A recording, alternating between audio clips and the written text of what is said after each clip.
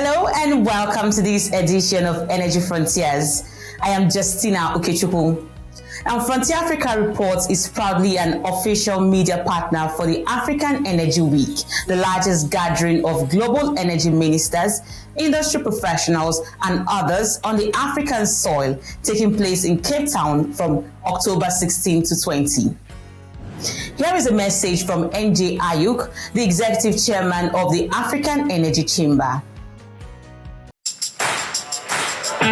Hello, I'm the Executive Chair of the African Energy Chamber. I want to ask you to join me and thousands of other energy professionals across Africa, the Middle East, Europe, and America at the African Energy Week in Cape Town, South Africa, from October 16th to the 20th. This event is going to feature top-notch leaders, speakers, government leaders, industry leaders, and Africa's energy players.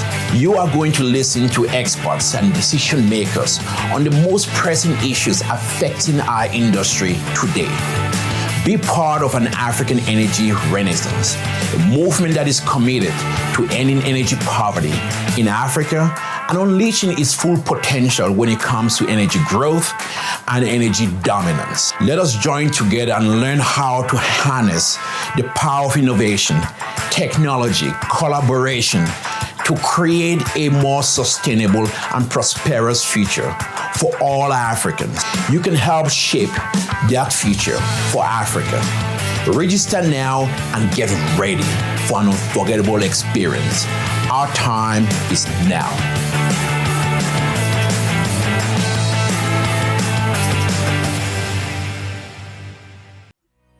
Frontier Africa Reports will be live every day from the venue of the conference, providing a robust coverage of the event on our website and YouTube channel.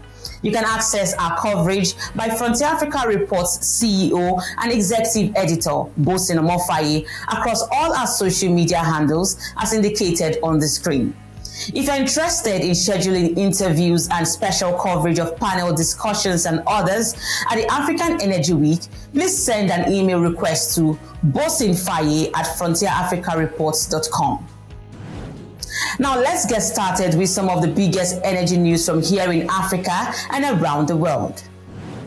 Tanzania's Petroleum Upstream Regulatory Authority says the East African country will officially launch the 5th oil and gas licensing round by June 2024 and award licenses to the winners in December of the same year.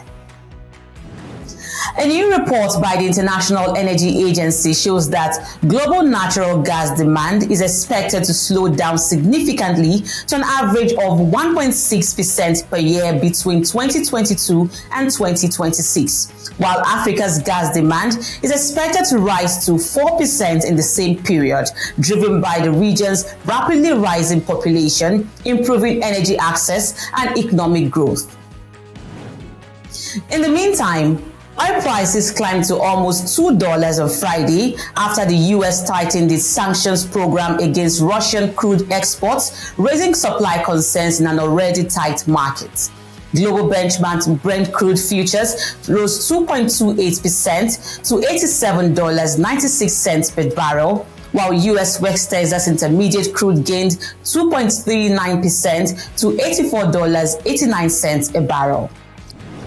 In its monthly oil market report for October, the International Energy Agency raised its 2023 demand forecast to 2.3 million barrels per day, adding that the oil market is expected to remain on tenterhooks as the Israel-Hamas war unfolds, while the Organization of Petroleum Exporting Countries maintained its demand growth forecast of 2.4 million barrels per day for the current year. And that was a snapshot of your energy news headlines.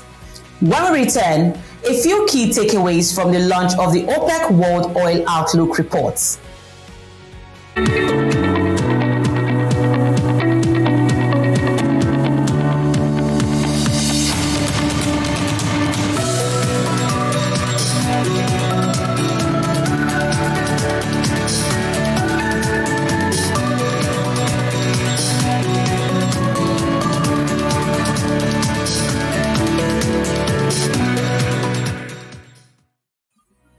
Welcome back.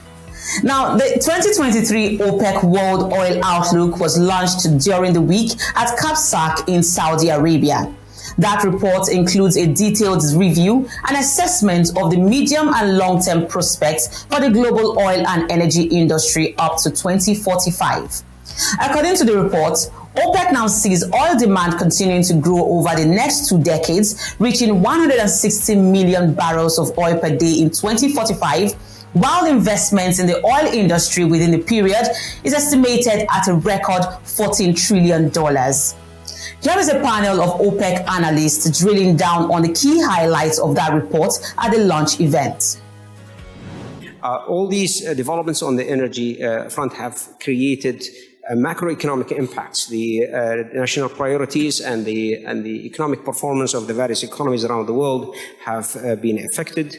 Not only some countries have been challenged macroeconomically, with tightening the interest rate, creating certain setbacks on the economic front, but also we have seen a lot of economies, mainly winding back on the very ambitious energy policies that they've been talking about for the past 3, 4, 5 years. We call it the hyped energy transition. So I would say more countries are coming to more reasonable tracks in assuming a more reasonable energy transition. We see a lot of U-turns when it came to the energy policies in the US, in Europe. We've seen some policies not fire back literally, but a lot of countries, they are pulling back or pushing back some of their targets. So we see a lot of the 2030, 2035 targets are being pushed back. So all these add to it the technical assumptions when it comes to the cost of things. Deploying renewables have proven to be more challenging than what most countries have assumed in the beginning. Yeah, for the oil demand now, it is at the level of 116 million barrel a day by 2045. This is 6 million higher than the last World Oil Outlook in 2022. This is the impact not only the long term, but also in the medium term. There are different reasons. The first one, as Dr. Qahtani and His Excellency mentioned before, there is a shift in the energy policies, and this is the main reason where we have these upward revisions. We see that many populations grasp what the energy transition or what the initial net zero policies and targets mean for them. We have also the shift or the reevaluation from policymakers in terms of the energy transition pathways. This has been reflected for OECD region, where we have half of the revision or around 2.6 million barrel a day higher than the last year, where we have a low, the speed of energy transition has been reviewed. The second part for the non-OECD, also another story, because for this it is a combination of less strict policies and faster economic growth, which lead certainly to industrialization more, and we have more middle class and as well as the access to energy access and clean fuel. Another point is very important as well is we revised up also the number of cars or the vehicles, and mainly for the commercial vehicles. For that reason, we have a higher demand for transportation.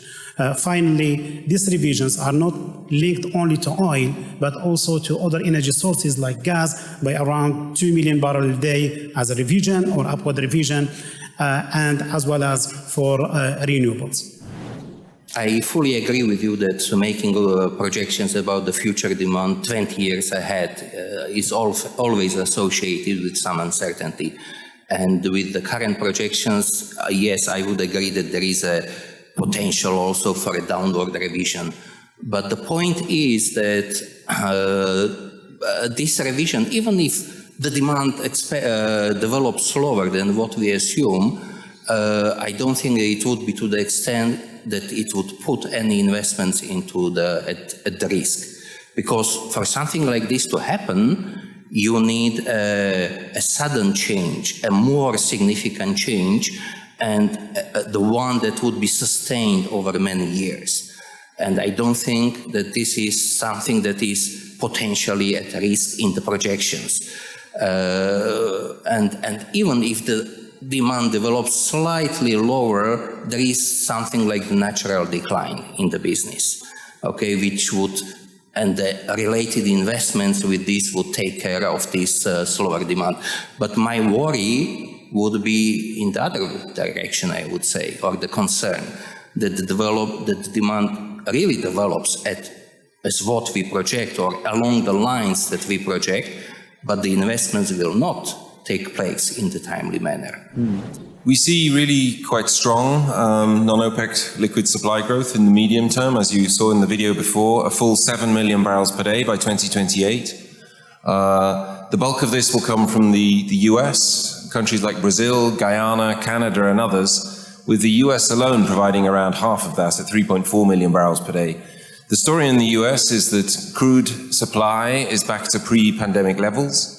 Total liquid supply in the US is actually at a new high, and we see relatively strong growth in the next couple of years there. Other sources, Brazil is obviously a well-established major source of growth, Guyana a relative newcomer to the scene, and a couple of others in there. But while we see this strong growth in the medium term, in the long term, the picture is really quite different. According to our projections, US liquid supply peaks around 2030, which as a result means total non-OPEC supply peaks around 2030. And against the background of our demand projections, this means that the call for OPEC liquids, or the demand for OPEC liquids, rises substantially. You saw before in the graph, in barrel terms, this means an increase from around 34 million barrels per day of total OPEC liquids in 22 to 46 million barrels per day by 2045, or a rise in market share from 34 to 40%. So a big challenge, but a very interesting challenge, I think, for OPEC member countries in the long term. Yeah, I mean, I have to take one step back, and we have already seen what the demand outlook is. The strong growth in the non-OECD region, while at the same time we see a decline in OECD. So our refining outlook in the long term is the reflection of that trend, with the around 19 MBD of new capacity coming almost exclusively in non-OECD. Around 90%, close to 90% comes online or should come online in regions like Asia Pacific, Middle East, Africa, and Latin America. Alone in Asia Pacific, China and India included is around 11 MBD. But at the same time, we see a need for closures, some of which will happen in the medium term, around 1 MBD, and another 4 MBD in the long term if some kind of sustainable levels of utilization rates are to be maintained. So our outlook actually is confirming now what we have seen over last decades, which is the moving of or migration of the capacity from developed countries to developing countries. And this is obviously in our outlook continuous even in the long term. We believe really it is a milestone because it reflects what we see as a turning, shifting point in the realities of our energy world today. It offers hard, data-based, pragmatic outlook, taking on board really the realities on the ground in terms of energy security, energy availability, and also, I want to underline, the efforts by our member countries to reduce emissions. It's vital that we look at these matters in a holistic approach. There is no single pathway to achieving net zero or to achieve our climate objectives. And really, we believe in OPEC that the world will continue to need to utilize all energies, including oil and gas, in many years ahead and decades ahead. Oil will continue to retain its leading share in the energy mix, and as the director and his team showed, the world will continue to need to develop more efficient technological solutions that focus on how we can really reduce emissions and not just select what forms of energy we use. And again, I'd like to reiterate the importance of reminding ourselves that the Paris Agreement is about reducing emissions, not choosing energy sources. The issue of utmost importance was the investments. Unfortunately, we're not seeing adequate investments in our industry as of today. We need to ensure that there is a long-term investment-friendly climate out there. The World Oil Outlook is a key global reference tool. underscoring our organization's continued push to advance impartial analysis, improve data transparency, and engage in dialogue and cooperation with all stakeholders around the world. Coming up, discussing funding options to cut global carbon emissions at the World Bank IMF annual meetings in Morocco. Join us again, everyone.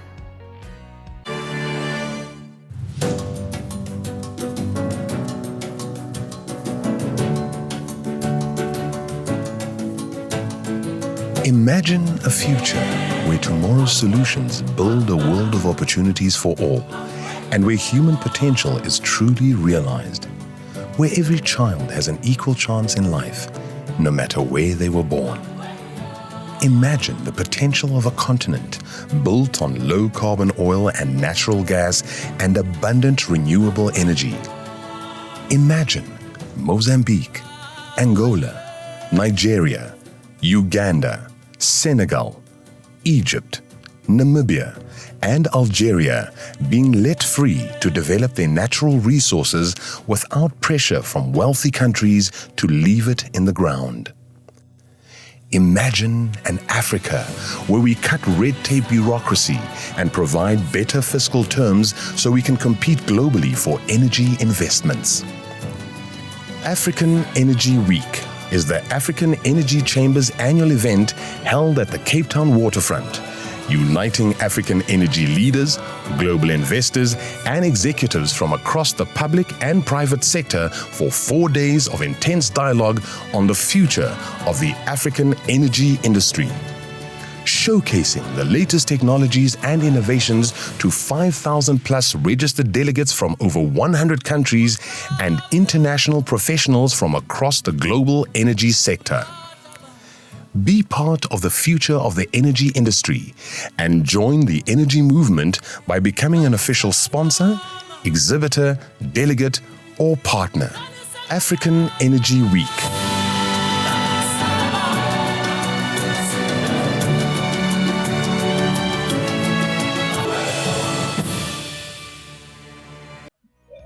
This is Energy Frontiers.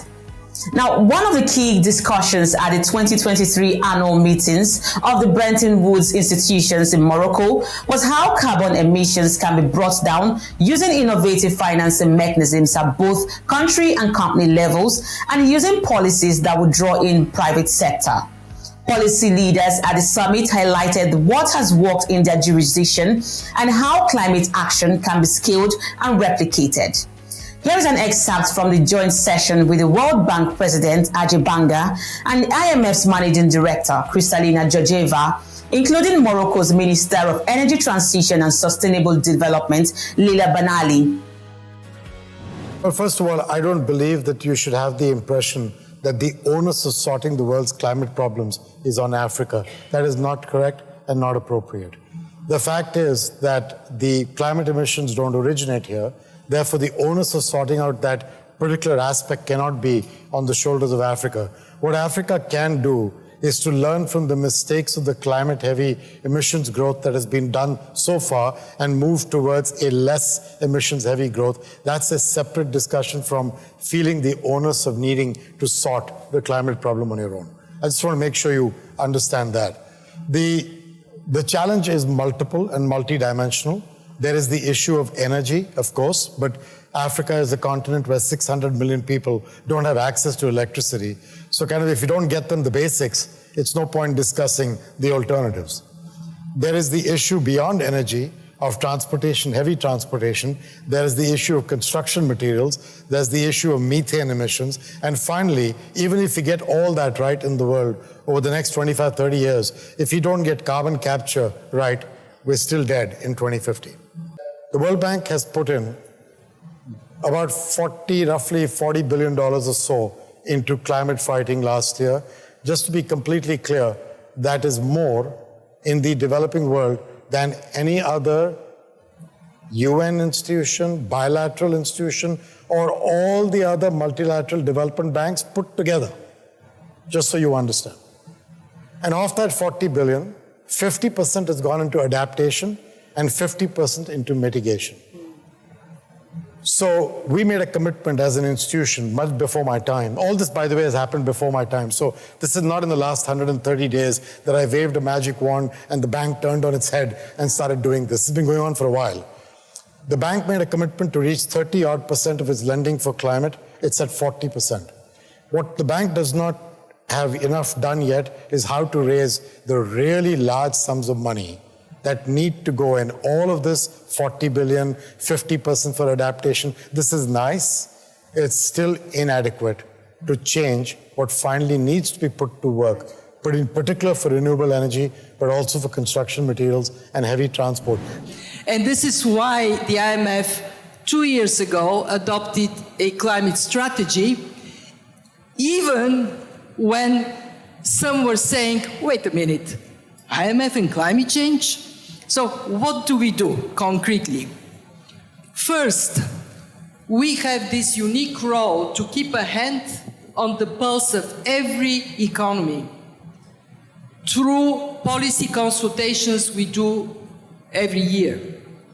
For countries that are high emitters, now we include carbon intensity, what can they do, what policies they can adopt to bring it down. For countries that are vulnerable to climate shocks, we include vulnerability in our assessment, what countries can do. And second, we help countries maintain financial stability.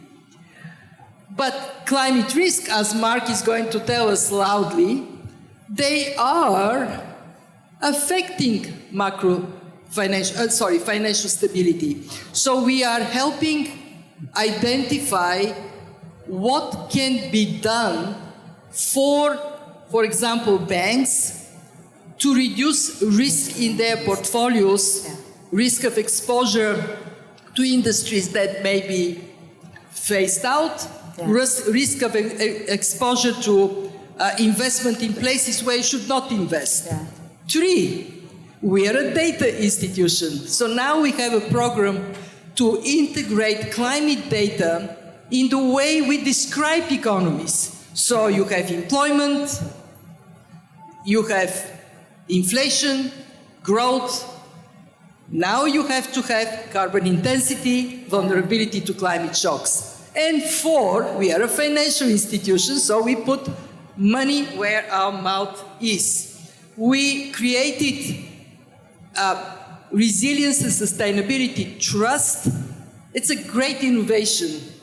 We allocated to our members special drawing rights. This is a reserve asset.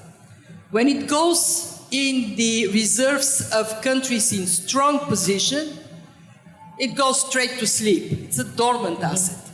So we call on our members, please lend through us this dormant asset to address climate vulnerabilities. So you need some things, and I'll make this quick, but you need some things in the plumbing of the financial system to transform from that $150 trillion of balance sheet that is in GFANZ, that's more than enough to solve the climate issue globally, let alone in Africa, in order to get it to where it needs to go. You need disclosure around emissions, obviously. You need plans to get those emissions down at the country level, at the company level of financial institutions. You need innovative financing mechanisms we're working on with the World Bank in order to make sure that every dollar of public capital scales multiple dollars of private capital. You need some new markets that are developed, including for nature-based solutions and others. And it's that sort of comprehensive approach that's required. Last point is those approaches need to be tailored to the situation. You rightly started out with the point that Africa has 3% of global emissions, 17%, left unsaid, 17% of global population, probably a third of the climate impacts actually hitting this continent. A different stage of development, different stage of energy poverty. And so tailoring what I just said at a high level for African financial institutions and country platforms, country strategies is what's essential. Our new development model, systemic issue resolution. As we said this morning, let's not wait to be surprised by every crisis, climate related or not, that we are hit with. It's a norm. And we have always been living like that. The humanity has always been tackling those crises. And these are cross-border and cross-generational crises that we have to deal with. Second point, global and integrated approach. Again, I'm the same person. I'm the same Minister of Energy, Mining, Sustainable Development, and Waste Management and Recycling. And I cannot be schizophrenic. I'm the same person. So it has to be integrated. Third, forward-looking perspective. Between now and 2030, we want to, 2050, we want to achieve the 1.5 degrees objective. We know what we have to do. We have to scale up and amplify nature-based solutions and other technology solutions that technology is giving us. If I take the example of carbon capture, direct air capture, we know that in the best situations today, we consume 2 to 3 megawatt hour for every ton of CO2 that we will sequester. So we need to be efficient at that. And we know that we need to do all the above. I mean, it's not and or. And of course, Africa and a few other regions of the global south. I'm also putting some carbon sinks and carbon banks in South America and also in Southeast Asia is also a solution there. Definitely a solution to amplify those nature-based and technology. And it's not either or, we just don't have time. I need to minimize that cost delivered. So it brings in a lot of democracy in the way you put transparency into the numbers of bringing and minimizing and scaling up those technologies in the energy transition space. Of course, and as I said this morning, regulators would fall a little behind, but the populations are going fast and the governments are going fast. Yeah. Now we need to ensure that at the local level, the local constituents, the local governments and communities are also increased in capacity to be able to accompany that decentralization and transparency on costs. As we wrap up the show, remember to join us live from Monday the 16th in Cape Town, South Africa for the coverage of the African Energy Week Summit. And that's your Energy Frontiers edition for the week. Thank you everyone for watching. I am Justina Okechukwu and I'll see you again.